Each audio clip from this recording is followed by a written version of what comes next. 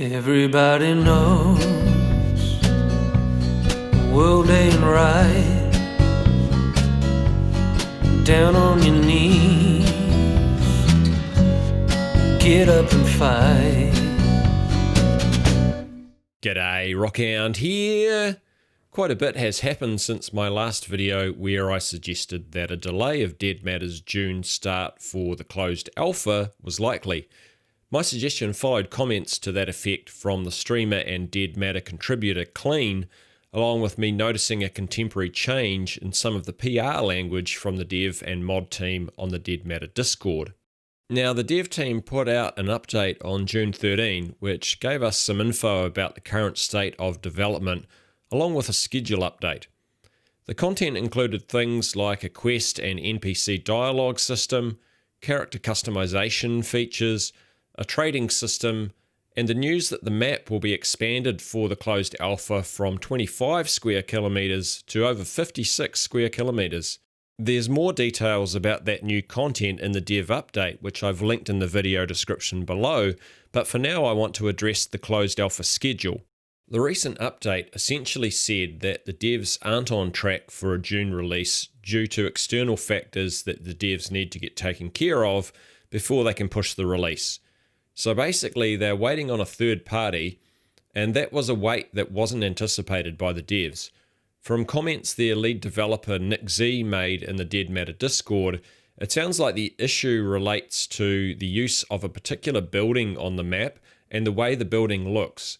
So there could be some trademark issues that they're dealing with, and I could speculate on which building that is, but I don't really think that that would help the situation in any way. It's just an unforeseen issue that they need to deal with. Anyhow, they also go on to say that they're not anticipating that this delay to the closed alpha will take them past the end of July, which is good to hear. They'll also be making weekly updates until that date to keep the community briefed on what the current situation is. They added that they genuinely appreciate the community's understanding and patience, and that they apologise for any inconvenience or negative impact that the delay may have had. Now, while the announcement might have been perceived by some of the community as being a little slow in coming, I think overall the update was actually a very mature way to deliver the news, and the apology was a really solid move. The weekly updates will keep the community pretty well entertained and engaged while we wait out what sounds like a delay to the start of the closed alpha of only 2 or 3 weeks at most. Now, the community's response to all of this has been kind of mixed. Some people have been completely okay with it and only see the delay as a minor inconvenience. Others have actively voiced their frustration at this being the 5th delay the game has seen, and that the PR leading up to this announcement was particularly poor. In addition, Nick Z made a few comments in the Dead Matter Discord about their PR, including this one where he admitted that they recognise that PR is not their strong suit. He also said that PR is expensive, and they're at a point where they want to focus as much of their capital as possible on developing the game. He goes on to say that their PR is handled by volunteers, and that if we have any constructive feedback for them, feel free to enlighten them. And this really leads to what I want to talk about most in this video, and that's QI Software's PR and how that might affect the closed alpha, the game's success overall, as well as what QI might be able to do to improve things. Essentially, I want to take Nick Z up on a suggestion to provide constructive feedback. Before I start though, I just want to make one point clear. Nick Z also posted this comment: "We're fairly young game developers, nothing we do will ever be perfect." Now, I think this is really important to at least acknowledge. This isn't a AAA studio with a massive stack of cash and hordes of veteran developers. As a community, we probably need to settle into the idea that this is a small independent studio and that there are going to be some ups and downs along the way, but that their intention is clearly to deliver us a well-made zombie survival shooter. I want to support that by doing 2 things: giving constructive feedback where possible, and also being reasonably understanding and patient when the inevitable missteps are made, because these things will help us get what we all want, which is a great zombie shooter. Okay, that point made, I want to initially focus on what defines a closed alpha. And the answer to that, really, is nothing.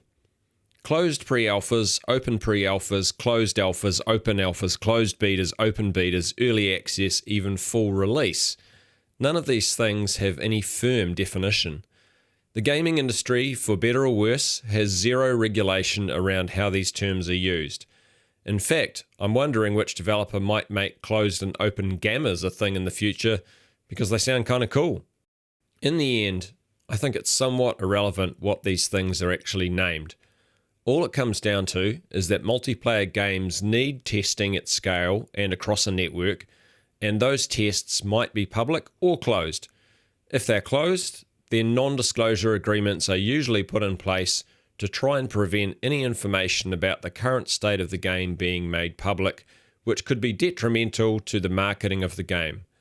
In addition, the players that are part of the testing group need to be adequately informed about what to expect during the process so their expectations are set well, and the devs need to be adequately prepared for how testers might respond to the game and be ready to keep the community on side. Dead Matter's closed alpha will be under a non-disclosure agreement. This means that backers who are part of the testing group cannot share any Dead Matter gameplay, screenshots, information, or opinions about the game other than those that are posted by the developers. Backers of games that choose to break an NDA usually face a permanent ban from the game, and if the breaches were serious enough, they potentially could face further legal action against them, although that would be extremely rare. Now, are there any downsides to an NDA being put in place during a closed alpha? Yes, potentially there could be if a significant portion of the testing group choose to break the NDA and post negative comments about the game in many locations all at once, because they're particularly unhappy with the quality of the game, and at that stage, they simply don't care about the threat of a ban, they just want to vent their anger. Those sorts of public opinions can be hard to contain, they can spread like wildfire amongst gaming communities who know an NDA is in place, and that may persuade other people not to back or buy the game down the track. So, what portion of Dead Matter's closed alpha testing group might do that? And how might we view the sentiment of backers overall? Here's how I think it looks. This graph represents what I think might be the distribution of sentiment amongst backers leading into the closed alpha. I've broken them down into 4 groups from A to D, with A having the most negative sentiment prior to the closed alpha and D having the most positive sentiment. See if you can figure out which group you're in. Let's take a look at the 2 smallest groups first. At this end we have Group A. These people are probably the most cynical about the game prior to accessing it, or they have expectations that are too high and are easily disappointed, or they're impatient and will leave if there are any significant bugs in the game, and will possibly say that the devs can't do much right. The extreme left-hand end of this group might be considered the trolls in the community, attacking the devs and anyone who supports the game at every opportunity. You might even wonder how these guys ended up as backers in the first place. On the other end, we have Group D. These people might be the most trusting about Dead Matter. They've always loved the concept of the game, they'll play the closed alpha and love it throughout, and will happily overlook significant, even game-breaking bugs, and they might not offer much constructive criticism because they always see the vision they had for the game as coming to fruition. The extreme right-hand end of this group might be considered the white knights of the community. They might attack anyone who raises the slightest criticism about the game or the devs, and they might deny that there are any weaknesses with the developer's marketing or PR. Then we have the 2 groups that make up the bulk, perhaps making up more than 90% of the entire group. Group B are going to be somewhat distrusting, somewhat impatient about bug fixes, and will likely provide plenty of constructive criticism, and at times might be less supportive of the developers, but will also be happy with testing if good progress is shown to be made. Group C are mostly trusting, pretty patient about bug fixes, and will wait patiently through some major bugs. They'll also provide a mixture of positive and negative feedback, but with a focus on the positive, and will usually be supportive of the developers. So what responses from each of these groups could make Dead Matter's closed alpha, and potentially the game as a whole, a success or a failure? Firstly, Group D are going to stick with the game no matter what. They'll be good to help make up the numbers in the test if some people leave, but they might also deter people from providing constructive criticism, which could actually be detrimental to the dev team who need that feedback. But overall, they should be a positive to the game just by being in the player base and singing its praises. Group A are probably going to have some people that leave the game no matter what. They might expect a perfect game right from the start and maybe leave after just a couple of hours of playing because they feel that the game just isn't for them. This in itself isn't a problem for the game aside from lowering the player numbers a bit. If there are trolls in the group that break the NDA, as long as their numbers are small, the dev team should be able to keep a lid on that negative sentiment from becoming widespread. Expect some of these guys to be unhappy no matter what, because you can't please everybody all the time. Group B are really the group that is perhaps most dangerous to the game because of their size. If they leave and don't come back, or even worse, widely break the NDA with negative comments about the game, this could start to derail the opportunity for the game to be successful. They really need to be made to feel that they can not only voice their feedback about things in the game that need fixing, but also be reassured that fixes are occurring in a timely manner. If you lose Group B's trust, the game will struggle. If you show them that things are going as expected and keep them on side, they can also be the group that helps to make the game a huge seller. Group C are probably going to provide some of the best feedback for the devs, because they'll do it nicely and will be patient and have a good time throughout the closed alpha.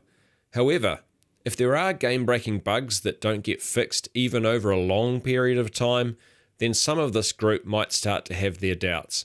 And if that happens, well, you're probably looking at a total failure of the game, or at best, just very low ongoing player numbers. Now, if you're part of Group D, or you haven't been part of a failed closed alpha before, you might be thinking that these groups simply won't leave the closed alpha, like I'm suggesting. After all, that's what testing is for, isn't it? Well, in theory it should be, but in reality, people tend not to have that much patience. And here's a couple of examples for you. Firstly, a game I used to follow, Mavericks Proving Grounds. The underlying tech behind that game, which combined CryEngine with Spatial OS, was actually pretty amazing, literally allowing hundreds of players in one game with little to no performance issues. However, the content was very thin when over 10,000 founders got access to it, during the equivalent of their closed alpha. And the game design kept flip-flopping. And while the devs made solid attempts to improve the content, it really didn't have a chance to add any significant wow factors before it failed because the developer ran out of money. These are the people that left Mavericks very early on during closed testing. Basically an outright disaster on that front right from the start. Secondly, Scum. Now, Scum had presented exciting looking content and wow factors prior to release, and amazingly sold over 1 million copies when it became available as open early access. However, the Unreal Engine 4 based game had lag issues at scale as well as hackers, so the game's core functionality was a letdown and players left in their droves. Fortunately, the Scum devs do have plenty of money as a result of those early sales, along with the financial support of a publisher, and they've been working hard to get the game back on track. And I would say that it currently sits right on the line of whether it will be successful in the long term, with Scum's monthly peak player numbers currently sitting steady at around 5,000. But that's quite a step down from the 70-odd thousand that were playing the game on a daily basis when it first became available. So you can see that if player sentiment is low enough, players will leave a closed alpha without a doubt. And then the developer has the very difficult, sometimes impossible job of finding new players to take their place. So what are the things that Dead Matter can offer to at least keep groups B, C, and D happy throughout the closed alpha and beyond? In my view, and I'm putting things like competitors and game trends aside for the moment, For Dead Matter to be successful, it needs to be made up of 3 layers that form what I'm going to call the game success pyramid. Each layer of the pyramid relies on the element below it to be strong for the game to be a long-term success.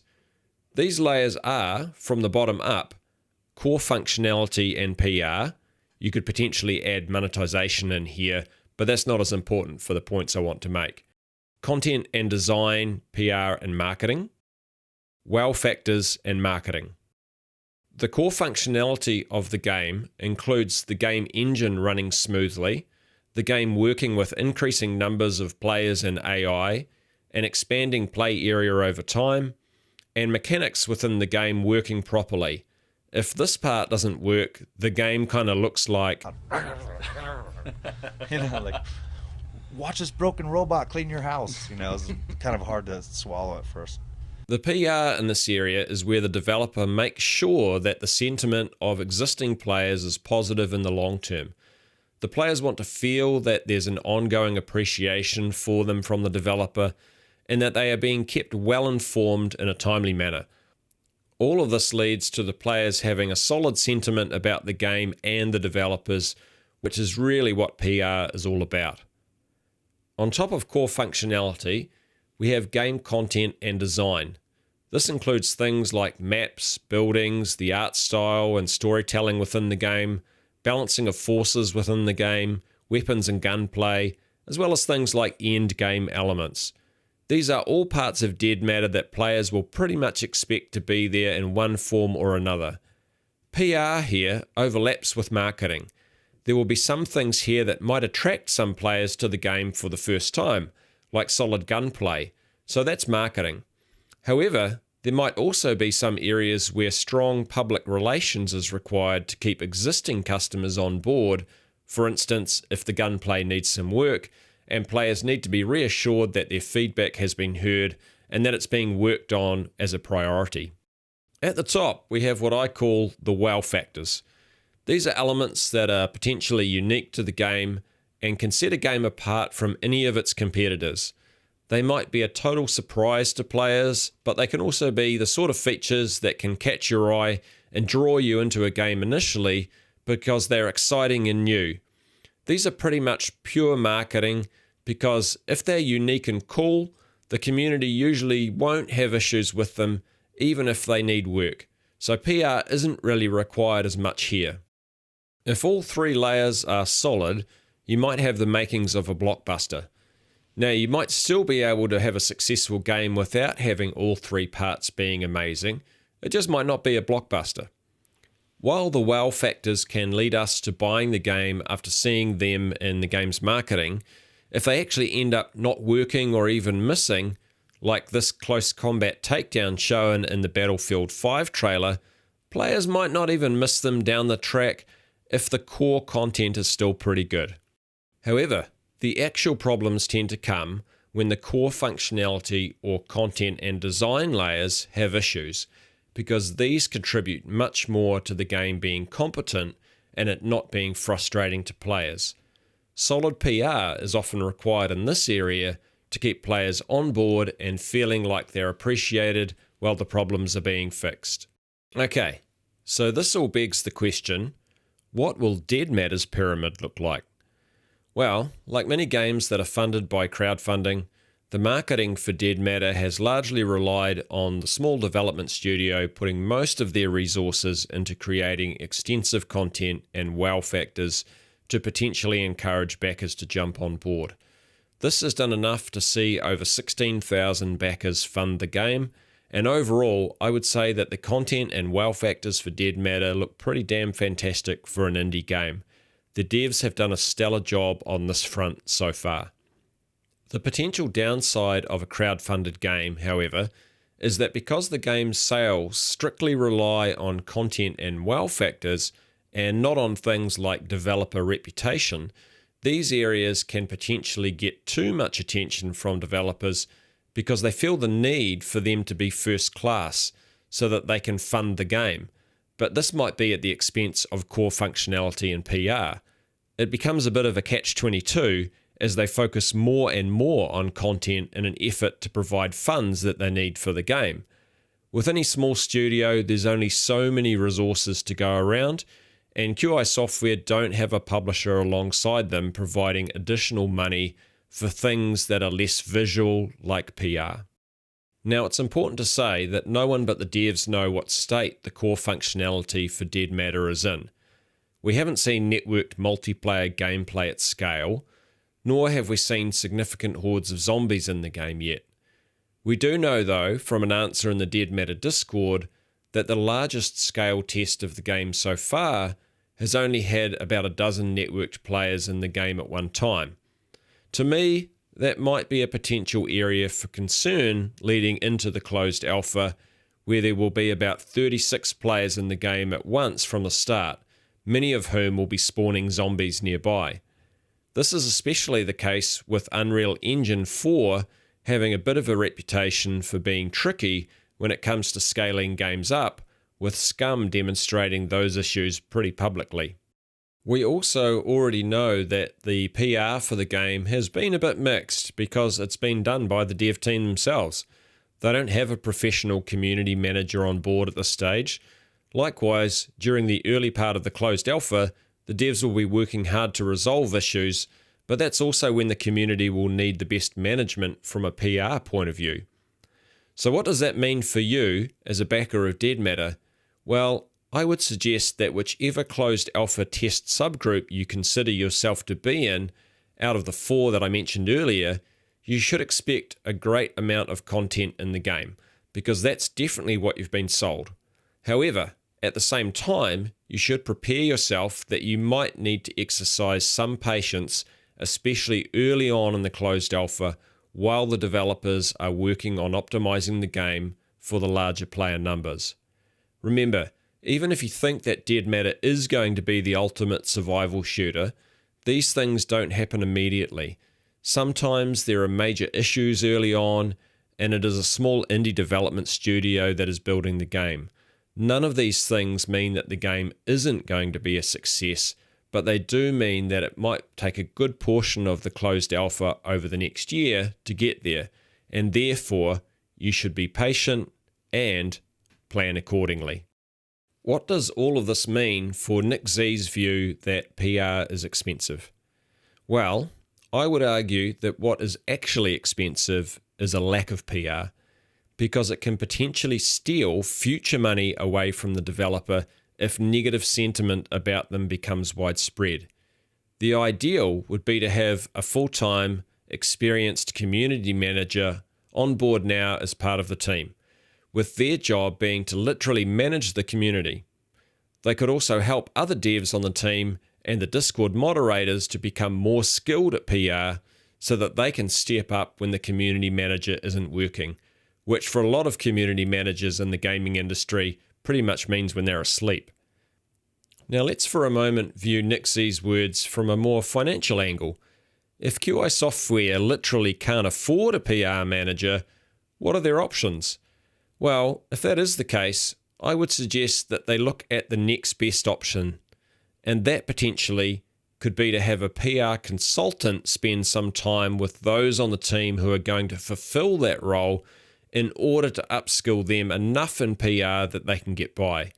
Those new skills will likely be appreciated by the community, and I think it would definitely help on that front. So instead of paying a full-time salary, they might be looking at a few $1,000s well spent to point them in the right direction. Like many business problems, often it's not a simple case of do we fix it or not. There are partial solutions available as well. Lastly, I would add that maybe the devs should take a little step back and ask if they're actually trying to add too much content into this game. Is there content that they could trim back to allow a bit more money to be spent on things like PR? Dead Matter already has some really solid looking content and wow factors in its favour, like zombie hordes, well-structured loot systems, and a great looking map. But do we really need things like quests and NPCs in the game at this stage? Personally, I believe in Hall's Law, which comes from DayZ creator and fellow Kiwi, Dean Hall, and that's that all things being equal, A random interaction between human players will always be more compelling than one that is scripted. So based on that, I'd suggest that Dead Matters devs should consider that they don't need to create every little piece of content that's possible for us. They just need to deliver the strongest ones and make them solid so that we can make much of the content ourselves through the adventures and stories that we create in-game. What do you think? Let me know in the comments below. If you found this video helpful, please consider leaving a like, or a dislike if you didn't, it all helps. And if you'd like to see more videos from this channel, please consider subscribing and hitting that notification bell. Thanks for watching and enjoy the rest of your day. Kia kaha, stay strong. Everybody sees, stop and bright, last one to leave, turn out the light, last one to leave.